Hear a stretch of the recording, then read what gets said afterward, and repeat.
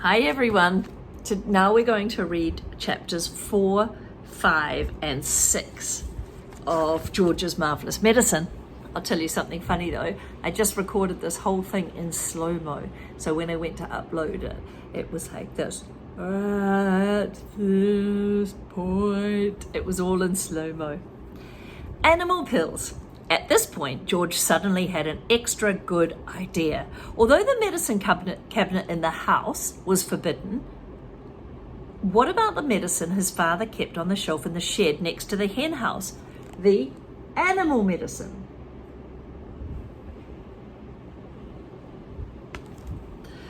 What about those? Nobody had ever told him he couldn't go out there and touch that medicine.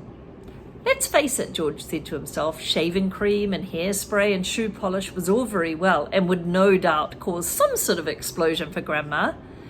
What the magic mixture now needs is a touch of the real stuff, some pills or tonics to give it some punch. George picked up the big saucepan and carried it out to the back door. He crossed the farmyard and headed straight for the shed alongside the hen house. He knew his father wouldn't be there. His father was off in the fields cutting down all the grass to make hay. George entered the dusty old shed and put the saucepan on the bench, and he looked at the medicine shelf. There were 5 big bottles there. 2 were full of pills, and 2 were runny stuff, and 1 was powder. I'll use them all, said George. Grandma needs them. Boy, does she need them. The first bottle he took down contained orange powder, and it was for chickens.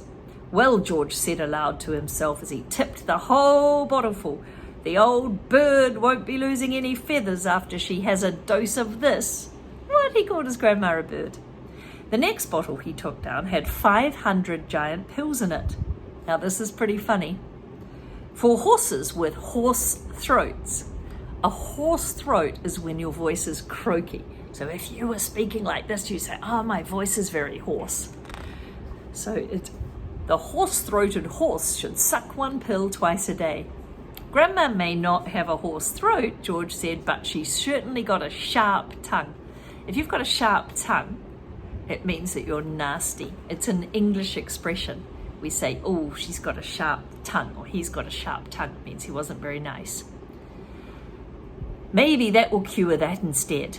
So he put those 500 tablets into the saucepan. Then there was a bottle of thick yellow liquid for cows.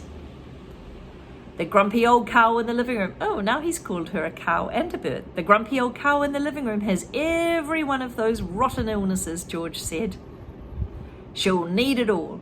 And with a slop and a gurgle, the yellow liquid splashed into the now nearly full saucepan.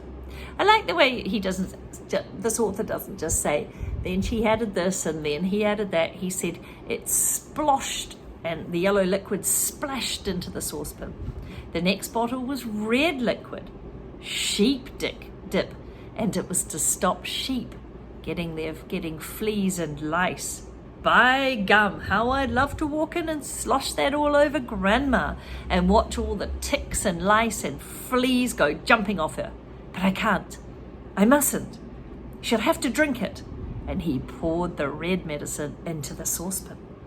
The last bottle was pale green pills. Pig pills. Just the stuff for the miserable old pig back there in the house. She'll need a lot of this. So he tipped them all into the saucepan too.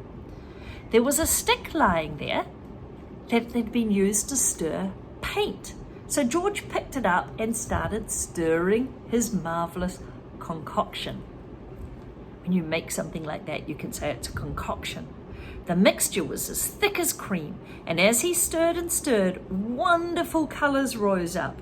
Pinks and blues and greens, and a little bit of brown. But remember, George was trying to make brown. George went on stirring until it was well mixed in, but even then there was still hundreds of pills lying at the bottom. And there was his mother's powder puff, floating on the top. Oh, I'm going to have to boil it. A quick boil on the stove is all it needs. And he staggered back to the house with the saucepan. On the way, he passed the garage.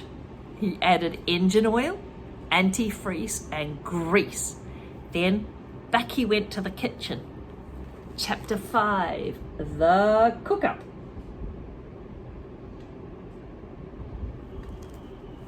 In the kitchen, George put the saucepan on the stove and turned up the gas, the flame underneath, to as high as it would go.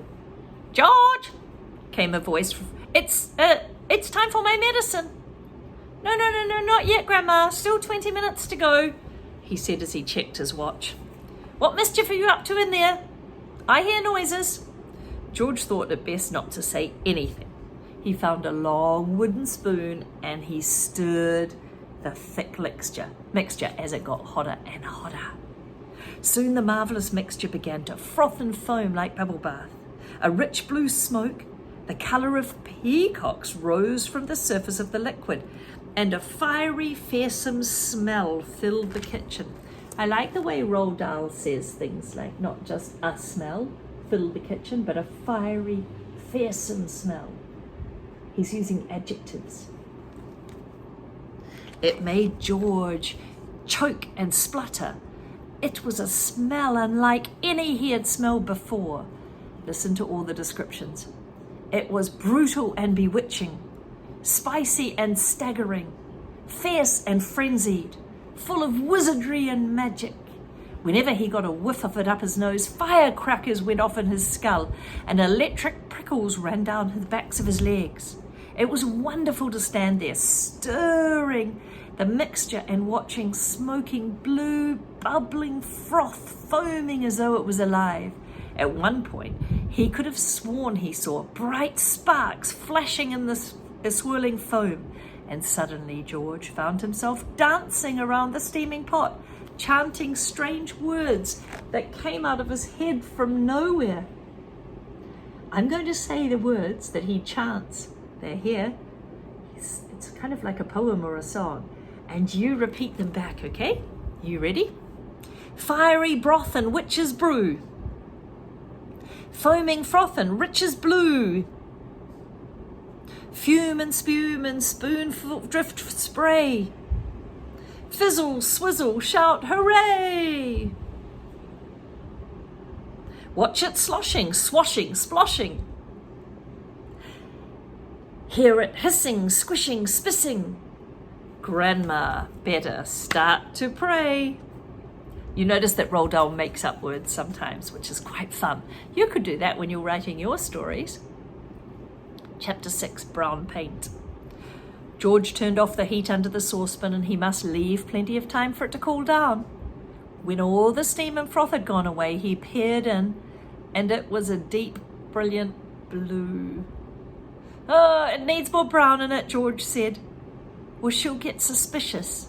George ran outside to his father's tool shed and he found brown paint. He took the lid off and carried it inside, and he rushed back to the kitchen and he poured the whole lot of the brown paint into the saucepan, and it was now full to the very brim, the very top.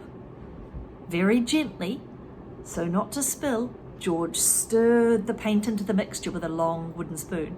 Aha! Now it was a richy, creamy brown. "Where's the medicine of mine, boy?" came a voice from the living room. "You're forgetting me. You're doing it on purpose. I shall tell your mother." "No, I'm not forgetting you, Grandma," George called back. "I'm thinking of you all the time. But there's still 10 minutes to go." "You're a nasty little maggot," she called out. "You're a lazy, disobedient little worm and you're growing too fast." George fetched the bottle of Grandma's real medicine from the sideboard.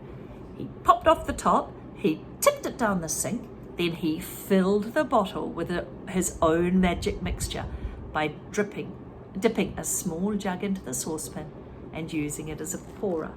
Then he replaced the cork. Had it cooled enough? Was it cold enough? Not quite. He held the bottle under a cold tap of water for a couple of minutes. All was now ready. This was it. The great moment had arrived. "Medicine time! Grandma," he called out. I hope so too, came a grumpy reply.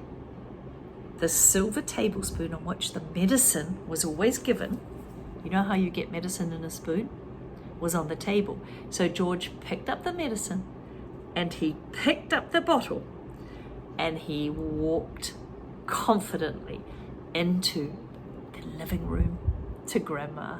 I wonder what's going to happen next. Did I tell your neighbour what you think's going to happen next?